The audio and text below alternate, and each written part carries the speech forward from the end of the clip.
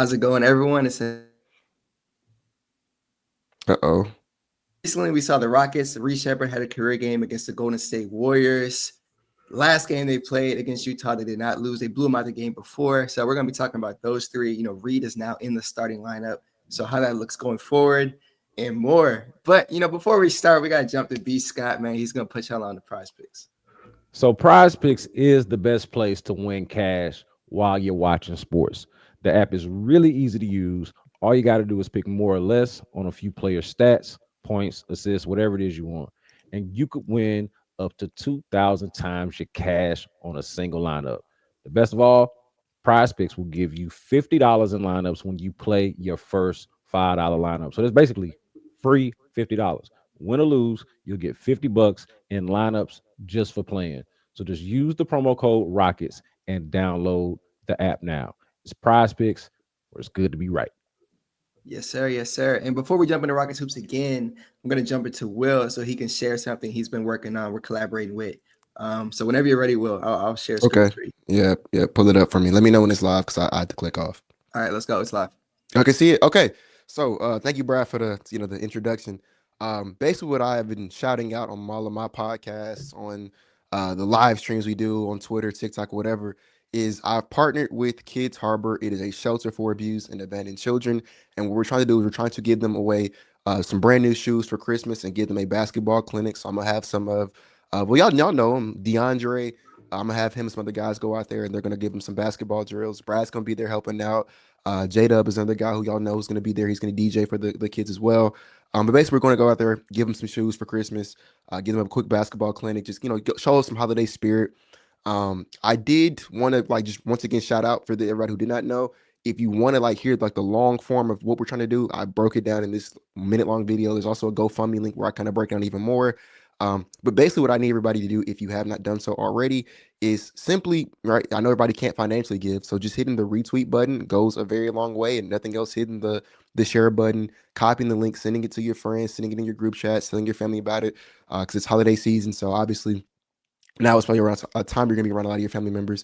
And then we do have a fundraiser, and honestly, bro, it's going pretty good right now, if I do say That's so solid. myself. That's solid. Yes, Yeah. sir. It's been going great right now. I want to once again thank everybody who has already donated. Everybody's already shared. Obviously, huge shouts out to you guys as well for making this possible. The shoes have been ordered, and then I also ordered some basketballs for them today. But that doesn't mean we're done taking donations. Like literally everything that we raise is gonna invest it right back into them. So there's some other things that I want to get them for this holiday season. And then if there's I don't know, let's say $100 left over, we'll just donate it right to the shelter itself. So keep donating, keep sharing, keep letting everybody know about it. And like I said, if you've already shared or donated or whatever, you've done your part. I appreciate you 100%. And I want to just reiterate this, before I end it.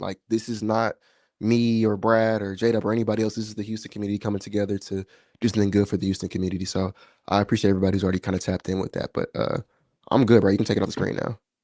All right. Yeah, that's Yeah, all here we go. good. Well, we appreciate you. And as we mentioned, we back to Rockets hoops. The Rockets, since we last recorded, have gone 2-1 again. It seemed like everybody sat against Golden State and they still pulled that game off. Reed had a career game. KD comes back in that first Utah game. They blow them out.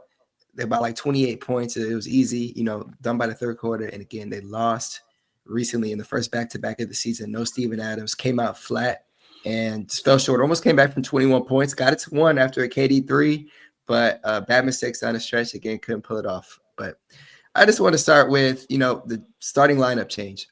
Will has mentioned this time and time again. If you throw Reece Sheppard into that starting lineup, you almost want to keep him there. You don't want to take away his confidence. Ime Udoka has mentioned it's still going to be fluid. So I'm still curious to see what's going to happen, especially when Dorian Finney-Smith comes back. And I know we're going to get comments. When's he coming back? What's the update? We don't know. I promise you, we don't know. So I want to get y'all's thoughts. B. Scott, we'll start with you. The starting lineup change. Of course, you can talk about what he did against Golden State too, but what do you think about, Reed starting going forward? Man, so I was always an advocate for it. I wanted it even in the beginning, even though I knew it would be rocky, and it probably wasn't even the best idea. I wanted it almost in spite of, because I thought and still think that his development is just that important to the team. And look, I don't think you're really sacrificing much out there, given the addition of Kevin Durant and the progression that you've seen from Alperen Sengun. It's not like he's a completely different player, but he's even better now, I feel like. And last night was a great example of that. So I thought what I think is it's important for on the coaching staff to figure out a way to scheme around Reed's defensive shortcomings, because we saw this in the Utah game, right? Like he's going to be hunted. He's improved, but he's going to be hunted. He's going to be a liability on defense. So you got to be able to account for that, right? But I always thought from the beginning that between the coaching and their personnel, that they should be able to compensate for what Reed Sheppard's shortcomings are and what he's lacking defensively. Like that is a challenge that I wanted them at least to be up for. And so I like seeing him out there in the starting lineup. I know he didn't have his best game per se last night, but I mean, bro, since we have not talked about this yet, 25 shots against Golden State. Yeah. 25 shots. I mean, that's got to be at least what 7 or 8 more than he's ever taken in his career. Like so before the 25, 13 was his most this season. Before that game, he damn near doubled his attempts. Yeah. So, and that's this season. I think he had maybe a 15 or a 17 last year, but way more than he's ever taken. And I was like, okay, y'all got confidence in Reed to do that on the road against Golden State, who are like, we can debate on what we think of Golden State, but it still is the Warriors. And I'm like, okay, out there, I saw Will's TikTok. You said the streets is out there saying that, tongue in cheek, saying the streets is out there saying Reed Sheppard's better than Steph Curry. Why not get ahead of ourselves, man? Like, obviously just having fun with that. But yeah, no, I like it. I was always here for it, and so I want to see more of it. Obviously, you want to see him be better than he was yesterday, but and what do they do about him being hunted defensively is really the big question about it. Yeah, Will, what would you say? I'm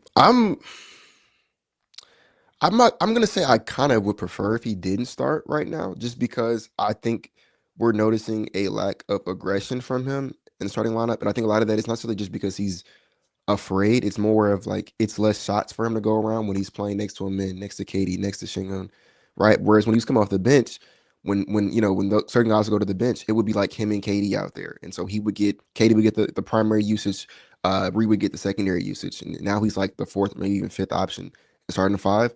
And I feel like we're not getting the best of Reed because we're not really using him the way that he's probably supposed to be used when he's starting.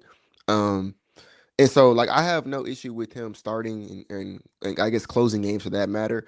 I just don't like the fact that he's not being, because like, how many shots did he take last time? I know it wasn't that many, bro. Couldn't have been double digits. No, I think it was 8 or 9.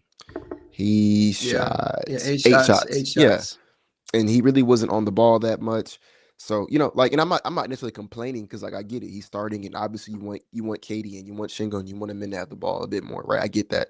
But I feel like one of the luxuries of having him come off the bench was he was that spark plug, and he did get all that usage off the bench. And he's starting, so he doesn't really get that as much. So if he's going to continue to start, which I mean, like I said, I don't necessarily have an issue with, I just hope they stagger it a bit better. So where like we do have those lineups where he is still out. Like we have, honestly, my 2 cents on it, 2 of Sengun, KD, Amin, and Reed should be on the court at all times. There should never be a scenario where 3 of those guys are on the bench at the same time. And so hopefully we just stagger it to where if it's, I think like we've been doing like Reed and KD and Amin and Sengun, I think that makes a lot of sense. And just making sure that if we're going to start Reed, just making sure that we still give him those opportunities in those second units where he can kind of be a bit more aggressive, have the ball in his hands a bit more, shoot the ball a bit more. Like I think that's one of the reasons why he went off against Golden State.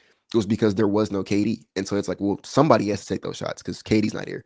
And so, yeah, I just want him to still have opportunity to be aggressive, to still be himself, to still have the ball in his hands, still create for himself and for others. And I feel like if he's starting, he's not really getting the most opportunity to do that. So just how I feel about it. Brad he's not at home right now, ladies and gentlemen. So and I wanted to hear what Brad had to say about it, man. Yeah, okay, we can hear you now. We can hear you. I'm good. I'm back. Yes, sir. All right. I was gonna say I was gonna piggyback off what you were saying, because one of the main things that I liked about Reed's game in Golden State was his playmaking abilities. I thought he made some really impressive passes. He was making some wild skips. The vision was there. And that, of course, to Will's point, it comes when the ball is in his hands. And when you're playing with, Alperen Sengun, who's getting doubled every single time, damn near he touches the rock. Same with Kevin Durant. Those guys are going to be touching the rock primarily. And we've seen the men take a lot of that load on ball as well. But I would like to see Reed have the ball more when he's playing with those kind of guys, not just playing a catch and shoot role. He was 3 of 7 from 3 in that last game against Utah. And again, he only took 8 shots, so he wasn't really getting to the cup. He was just, getting his threes off. But I'd like to see him be more aggressive for sure, have the rock in his hands a little more and kind of run the show. I thought that's when he looked at his best. And again, you want to get that Fred VanVleet replacement. I see the potential with Reed Sheppard. And the playmaking abilities, the vision that I've seen from him recently is very impressive. I think he can get to that point. So if you're going to start him, cool. He's been playing like he deserves to, and it makes sense. But I don't want to see that style of play change. But, of course, that's going to naturally change when you're playing with a KD and Sengun. But they got to find a way to integrate it to where it's smooth and it's still flowing and Reed's still able to play his game. So I definitely hear what Will's saying. Yeah,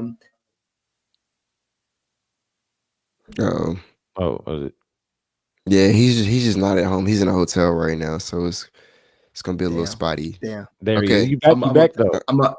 I'm dishing it off. I'm passing it off. I'll say finish it out. You said, I think we can hear you. What's the last thing y'all heard? What's the last thing y'all heard? You said something about me, and then you think he was like, I heard Will's point or something like that, and then you kind of. Yeah. I was just saying, to your point, if he's not going to be starting, it makes sense because you want more usage for him when he's on the court. So if he's going to start, they got to find a way to integrate it better. That's where I wanted to land my point before my screen glitches up again. But outside of that, can I just say on that point though, I do feel like that's like you can have like that's fixable. Like that's just a matter of staggering it better, kind of exactly what Will was saying. And even in this last game, it's like there were odd moments I thought in the game where you didn't have Alperen or KD in the game. And like I feel like it's a matter of exactly what Will said. Like there should be some combination of those guys out there. If they start, fine, but also have those stretches where you're letting Reed run the show. Like it feels like there's room for 5 to 7 minutes of just Reed. Hey Reed, you're in charge for 5 to 7 minutes or whatever it is. Like there's room for that. I agree. But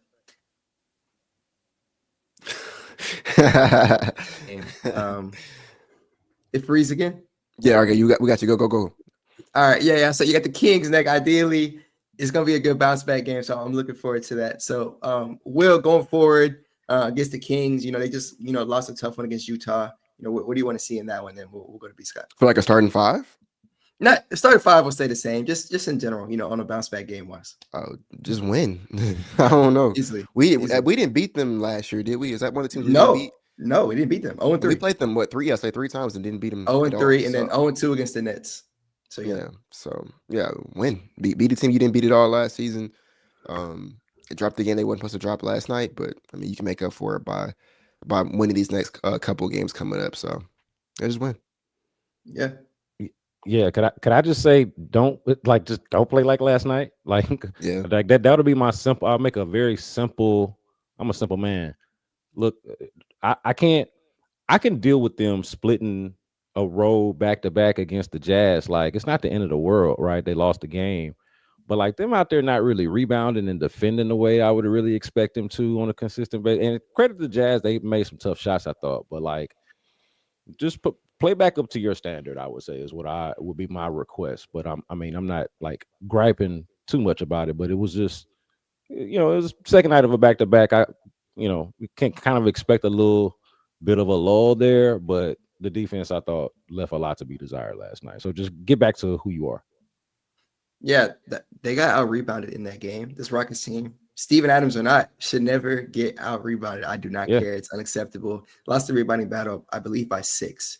And they also turned the ball over more than the Utah Jazz. Another thing I think is unacceptable. But there's no game you should lose when Amen Thompson plays well. Sengun has 31, 14, 5, and 2. Like the first time anyone has ever put up that stat line. 31 points, 14 assists, and 5 blocks. and you're losing the game against the Jazz. Like, just sleepwalking on defense and again, not getting rebounds. Back to back, you can call it. I don't want to give them that excuse. I don't care. They were the only team in the league to not play back to back. They had the blessing of a schedule and they were chilling. And then you get your first back to back and you lose. But it's basketball. You can't win them all. I understand. It's not the end of the world. You know, they're 13-5. It's a really good team so far. So keep it rolling, and we'll see what happens. And another quick stat. Hopefully, I don't die out here with the connection. But they have a plus, I want to say 191 on the season so far, which is absurd. That's absurd. That is like the best they've ever had through 18 games. I know it's very specific, so I'll pull the stat through 20 games, but that's the best they've done, point differential wise through That's 18 a good stat. games. So I didn't know that. That's a good it's stat. a good stat. I like that. They're blowing teams out. 9 games they've won by more than 20. Just I want to see that against the Kings. Hey, look. So since Taylor's since into Brad, a- I was trying to catch the silence. Cut out again. All right, go ahead. I was gonna say with KD being back, what do y'all want to see from him primarily? He did start slow in that last game, which was tough. I'll go.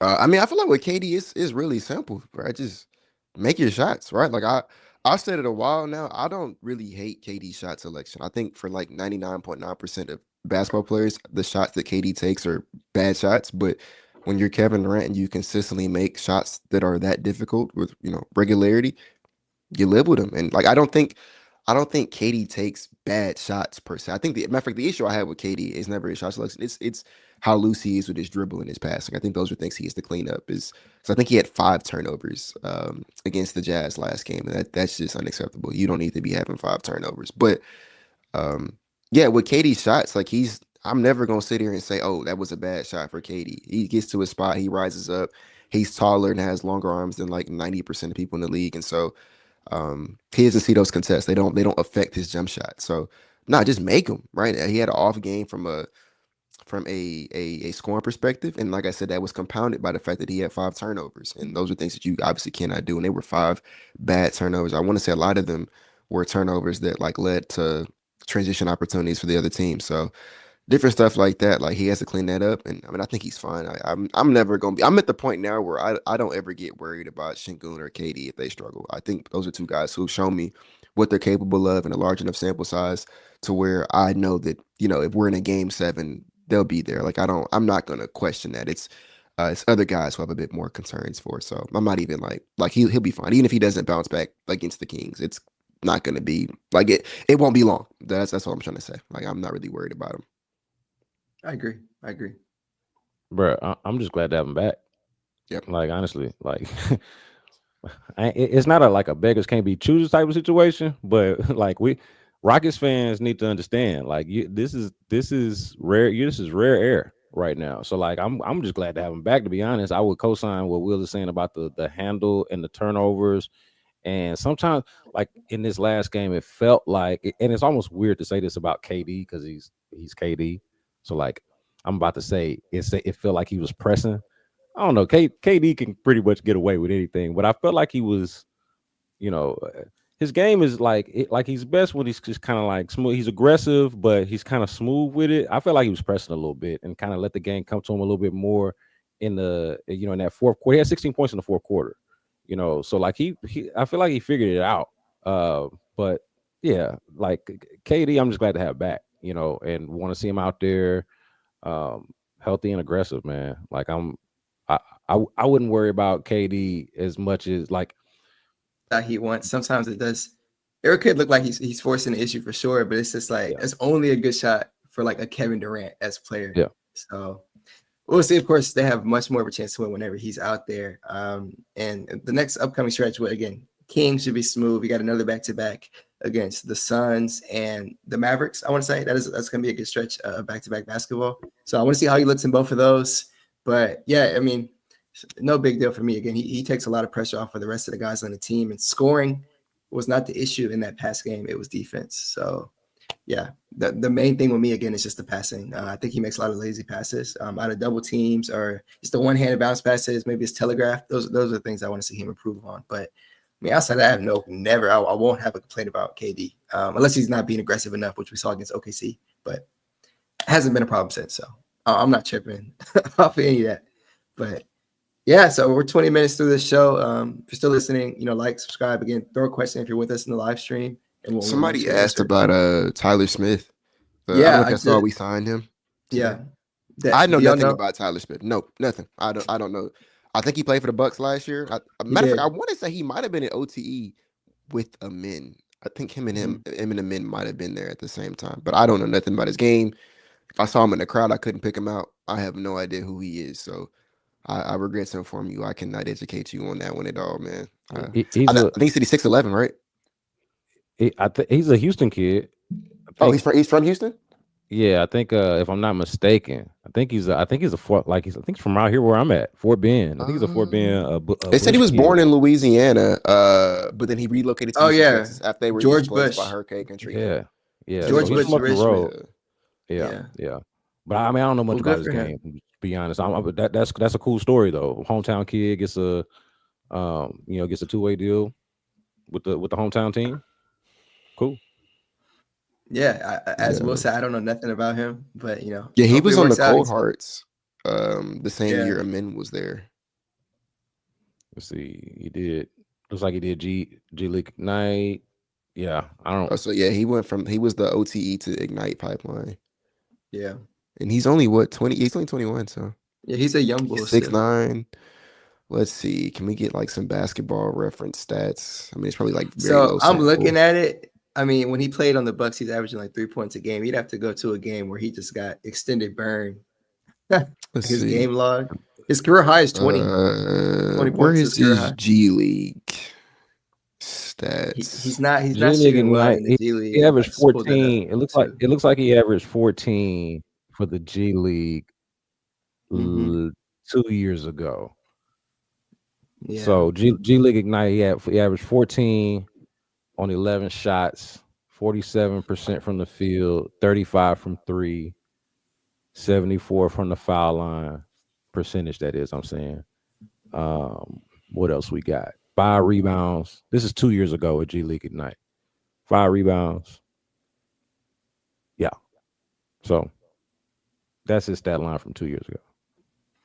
Nice. We'll go to this question. What do you guys think about our loss compared to Spurs and the Nuggets losses as well?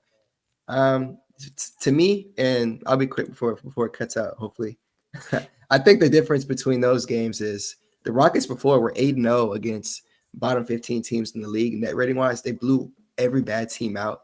With the Spurs and the Nuggets, again, those were both winnable games, but good teams they played didn't win the game. I thought they got out hustled against the Spurs, and I'll say that's similar to what kind of happened in this game against Utah, but I just thought there was no excuse at all in the world to lose that game against Utah. Same with the Spurs game. Nuggets are a good team. They should have won that one too.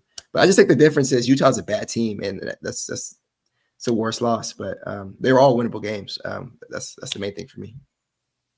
Yeah, I would just say like the defense and the rebounding just is what stood out. I mentioned this earlier, but like it just, to me, it was just unacceptable for a team of this caliber, right? Like, you know what they're capable of, what they're about. I feel like they're showing you even in I wouldn't say too small of a sample size. Now we watched enough games now to feel like we know what this team is about, and I don't feel like they was about that last night. That just didn't feel like, kind of overall. I don't want to really question effort. I feel like that's going a little too far, but it just didn't look right to me last night. And I'm not trying to do the back-to-back excuse. It just happened to be a back-to-back. But like, I hate the back-to-back excuse, but it looked like they was on the second half of a back-to-back, and that was disappointing. I'm like, hey man, y'all can at least get up and play defense and rebound. It's one thing to not shoot the ball well. I can live with that. Like outside of Şengün, fourth quarter KD, Amin, their others didn't really do much in this game. So that stood out. But yeah, defend and rebound. Yeah. I think is what B. Scott said, right? You look at the games that we lose, and it's usually the games where we get beat at our own game, right? The Jazz out rebounded us yesterday, got more offensive rebounds, got more second chance opportunities, and that's why we lose, right? We're a team that like that's supposed to be our identity, And same thing with like the Pistons. They killed us. Spurs killed us, right? Like Mm. all these, every time we've lost this season, it's been because the team has killed us at our own game. And so, it's just a byproduct of like making sure we play, we control what we can control and play our own game. And I feel like we did that against the Jazz yesterday. The other thing for me though is like I don't live and die by each individual L. I want to win all 82, obviously, but I don't live and die by each game. And don't get me wrong, yesterday's L is probably one of the worst L's we'll have all year. Like that's just a bad one. But what I will say is people don't want to hear it. Man, we were short staffed, right? It's not making excuses. It's just the reality of the situation. We were second ever back to back, in like four of our rotation pieces. We did not play at all yesterday, right? I don't care if it's the Jazz. Like it's all the time, man. That's why when people talk about when leaving certain guys open because he can't shoot. I'm like, these are NBA players, bro. I don't care if they're the 30th seed or the first seed. Like these are professionals. If you don't take them seriously, they can and will beat you, right? There's no such thing as a easy win in the NBA. That never, unless you're the Thunder, of course. I mean, and even then they've lost a game this year, right? So not necessarily to make excuses for it because obviously it's a bad L and you don't want to lose that one, but at the same time, it's like I'm not gonna live and die by that one L, especially considering it'd be one thing if we were like 100% healthy and it was like not a back to back and we lost. But no, it's like those it's gonna happen, right? That's why I bring up all the time, Brad. I talk about it the game early this year from the Sixers where their third string guys punched us in our mouth and we almost like we had to like go to OT at the last second to win it, right? So it's gonna happen. Yeah, like I'm not really tripping on it that much. You just gotta make up for it. Just next time you play, next time that like we play the Kings. I think we have a pretty easy stretch after the Kings. I want to say because I think it's the Suns again, and then we have the Clippers next Thursday. I think something like that. So, like it's an easier stretch than what I guess we're used to coming up. Just make up for it here. Make sure you win these Yeah, games. yeah. Suns, Dallas on a back-to-back on the 5th, and those games, and the Kings right before that. So, I mean, as you mentioned, you don't live and die by one L. And Derek, you made a great point. It was a weird night. The same day the Rockets lost to Utah, you had the Nuggets losing to the Mavs, who have been struggling this year. The Bucks lost to the Wizards. The Lakers lost to the Suns. So at the end of the day, Houston is still in the 3rd seed. It's early in the year. We're 18 games in. And hey, again, you don't live and die by one L, and it's all good at the end of the day. So it's not the end of the world. It's just one game they got flat, and you make up for it. But main thing is, again, they've been blowing out the bad teams. The net rating in those games against the bottom 15 teams is like a plus, I think 19 or something insane like that. They're best in the league, even over OKC. It probably changed after the last game since they lost, but the point is that they've been taking care of the bad teams, and we just didn't see it in their last game. So I expect them to get back to taking care of the really bad teams, which we have in the next 4 games. So we'll see how they do.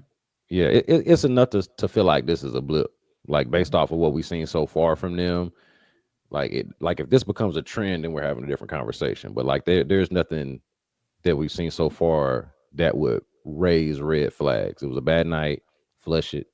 Keep rolling. Yeah, 100%. Again, if y'all have any questions, let us know. We're answering anything. We're 30 minutes into the show. If you're still with us, make sure you like, subscribe again. Goodness. Florida, y'all too. If y'all have anything to discuss. I mean, outside of Reed cutting up, I thought that was the craziest game ever. I was talking to my family all night about that. When he just put up 31 and beat them single-handedly, I couldn't stop smiling. Right before Thanksgiving too. But yeah, outside of that, if there's no questions from anybody, I didn't have anything else necessarily to discuss. Yeah, well, I mean, I thought the Reed thing, we kind of looked at it a little differently, but I think all were okay with the idea of him starting. Like, I'm real curious on how y'all think and how our audience thinks that they're gonna, or how they should, I should say, play this thing with Reed, because I do think the defensive stuff is like how much are y'all concerned about that? Like, are y'all willing to make?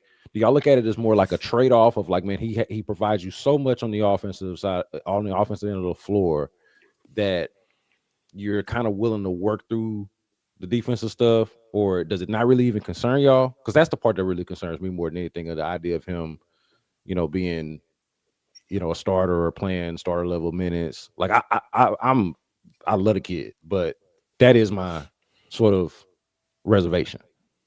I think that Jazz game, it was just a particularly bad game for him defensively because I thought up until that point, he'd actually been playing some really good defense for the Rockets. Not just in terms of like, we know what he's going to do in terms of getting into the passing lanes, causing deflections, getting the plugs. He blocked Lauri Markkanen's shot. But you know what's crazy, Brad? So you know how you told me about the Fred VanVleet thing?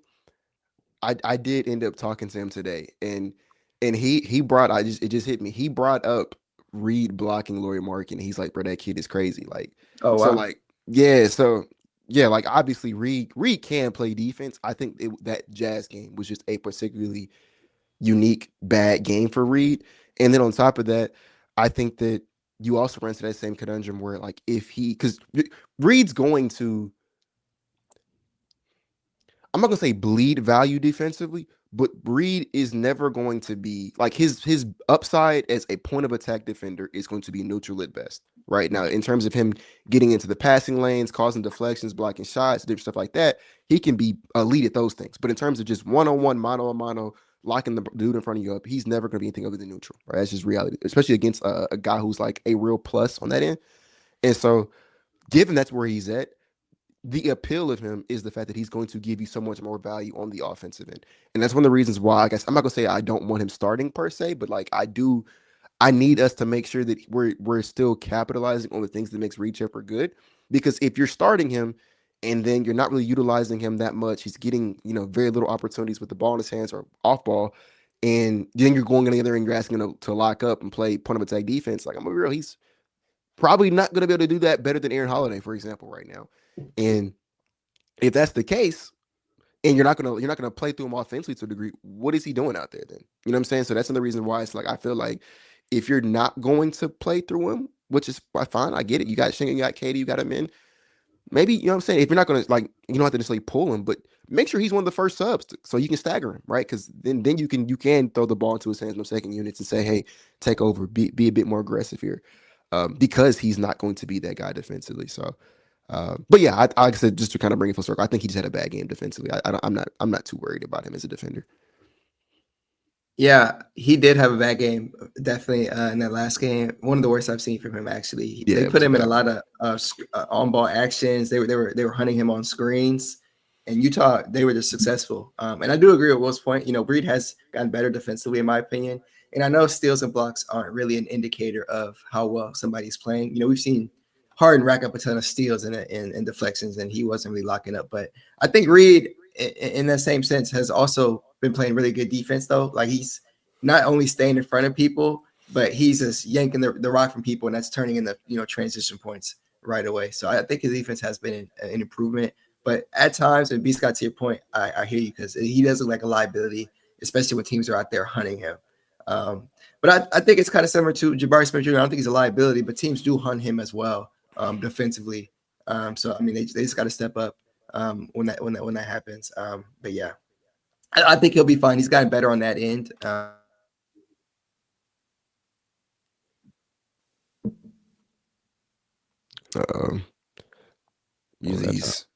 He's came back by now.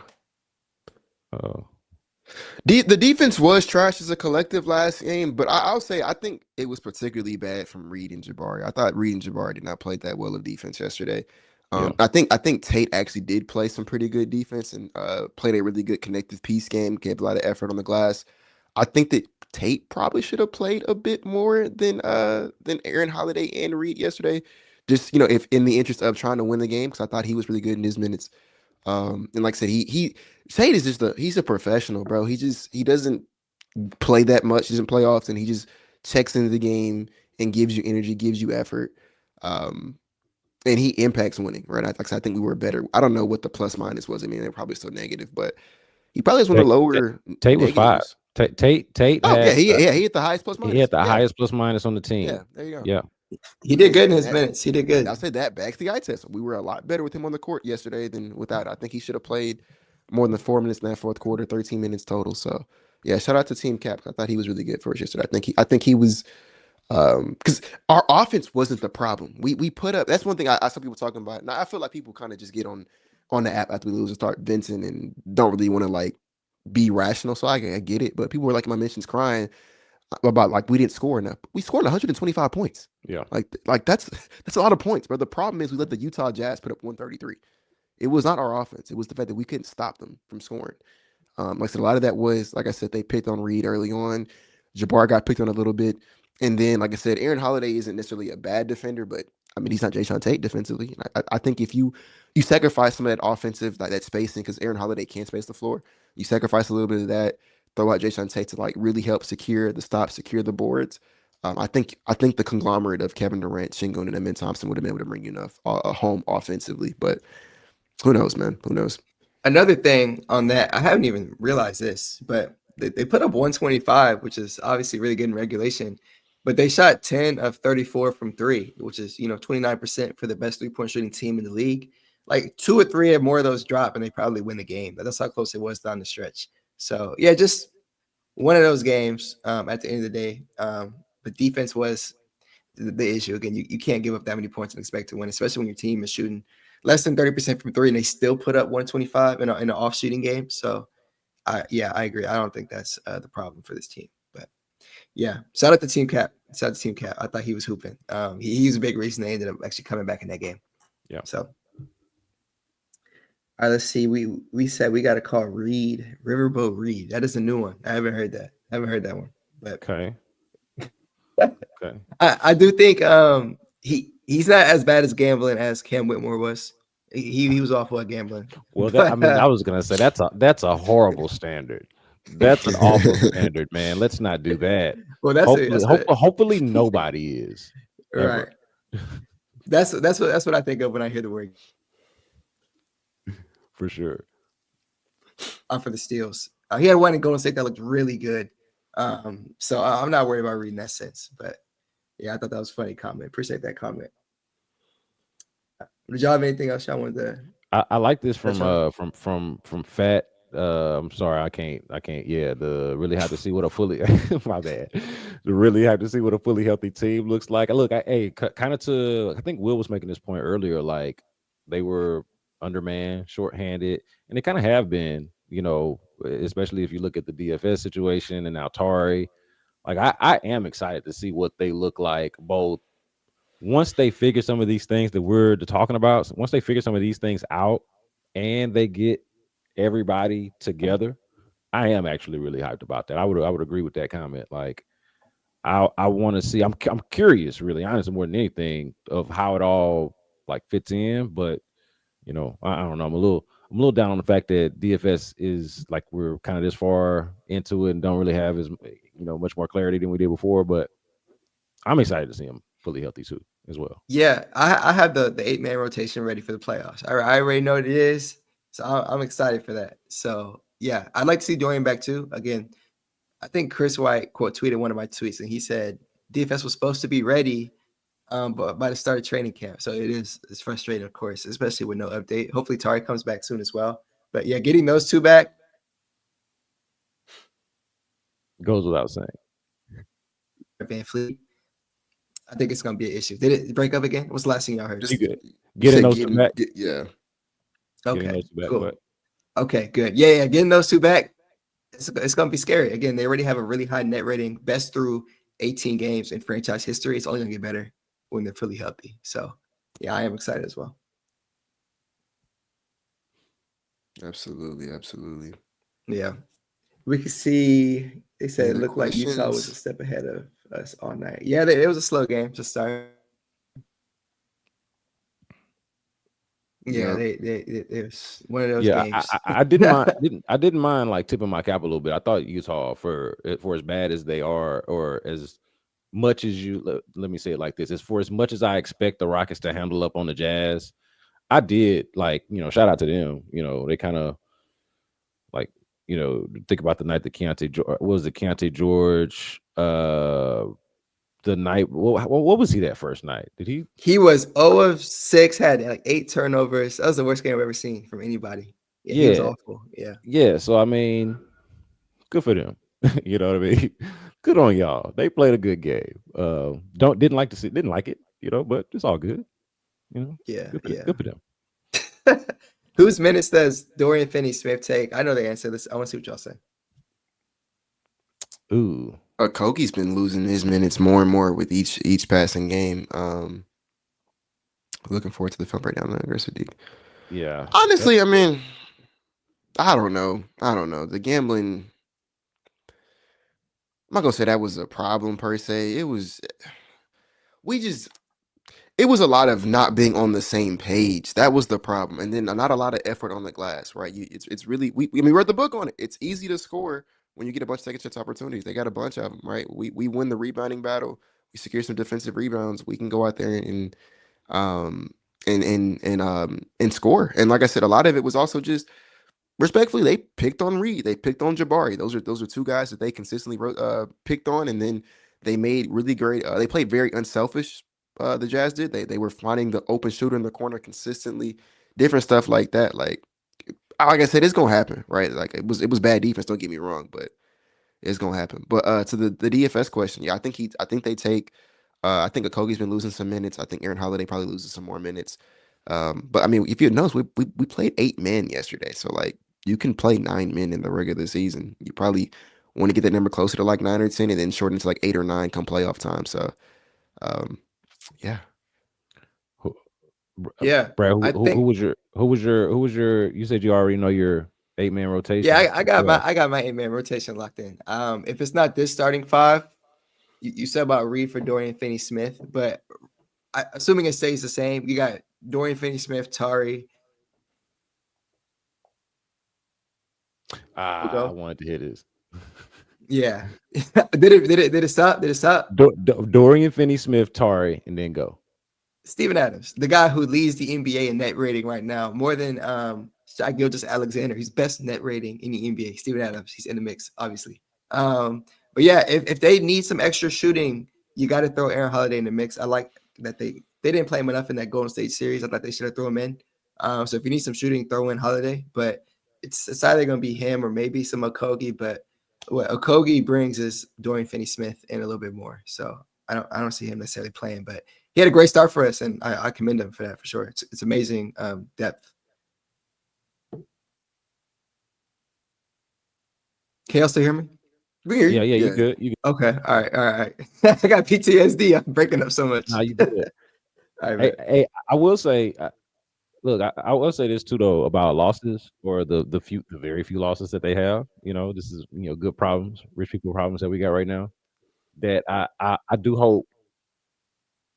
Look, I'm not saying I'm overly concerned about this right now. What I'm saying, what I hope is that we don't start to get like a book on how to beat the Rockets. Like basically beat them at their own game and hunt Reed Sheppard and Jabari Smith. Like, you know what I mean? Like I don't want it to be let's just try to out offensive rebound them and like there feels like a formula for their losses right now. So like I don't want that I am guarding against sort of like mentally.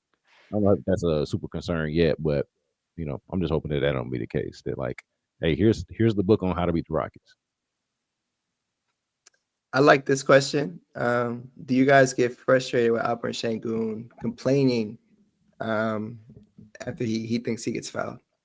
He's got a little Luka in him, man. He's got a little Luka in him. He does. I gotta admit it. He's got a little Luka in him. No, it didn't bother me. Yeah, it didn't bother me. It doesn't bother me. Like he's every star in the NBA is a diva. Yeah, no, he's amazing. So that I care more about that.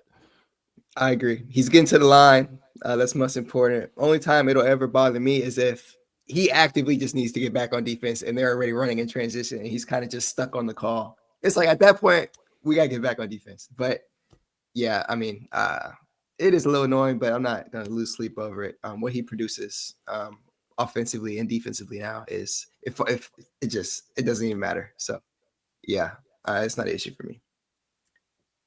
B. Scott, our guy, was saying he had me worry about the book theory as well. Yeah, I mean, there are common threads in their losses. Yeah. They just unfortunately they don't have very many of them. So I'll take that. Yeah, 100%. Side note, B. Scott, man, I'm looking at just.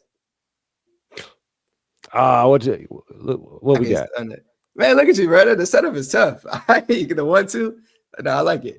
Oh yeah, no, these and these shout out to the teams. You know, the Mm-hmm. Texans sent this last year, the Rockets sent this one this year. The numbers represent the years they were sent. So they got me fresh. And then my girl bought me this Six Flags Astroworld like parking, kind of like a one of like parking signs from back in the day, from Tough. before they detonated the place. So that's That's like fire. that's straight out of the actual real life Astroworld. So When I get out this hotel, I gotta get my spot back together. I gotta get some stuff too. Stuff though. I give you your props. It looks nice. appreciate it. But yeah, I don't think this one we need to go for an hour. I need to get my setup, and so I'm not lagging as much. I thought we had a good discussion today, and we'll jump back again next Tuesday for sure. But the Rockets are gonna have an easy stretch. They have an easy stretch. They have the Kings. They got the Suns. I'll be at that game. Happy to be back home. Then they'll be playing Dallas as well, and then they have a 5-day break until they play the Clippers on the 11th. So go win those games, and I'll be the happiest man in the world. I'll let y'all close. Whatever y'all want to say. I'll let you go first, B. Scott. No, I would co-sign that. Just like, and I think I mentioned this earlier. It's just like, stay true. I feel like we have a very clear sort of idea. They're working through some things, but I feel like we know who they are, and the games that they lose, they sometimes sort of deviate from who they are. So play like yourselves, and you should be fine, especially against this. To your point, Brad, about the teams that they're playing. Play to your standard and what you are, and I mean, we really shouldn't have much to complain about or gripe about. Just go out there and do your thing. Don't don't be out there letting the Jazz, not playing defense against the Jazz and letting them out rebound you and that type of stuff. Don't do that. Yep. I was just gonna say, man, shout out to everybody who's been helping support the shoe giveaway. So I want to make sure I shout out everybody else out for doing that as well. Much love to you. Much love to everybody who's been showing up to these live streams. Shout out to everybody who's been tapping in with Houston Live, with B Sky on the radio. Everybody, doing their own thing. Shout out to everybody for tapping in with us. So we really appreciate it. Yes, sir. Of course, every Tuesday. So we'll see y'all soon. Thank y'all for tapping in. That was an episode of the Rockets Collective.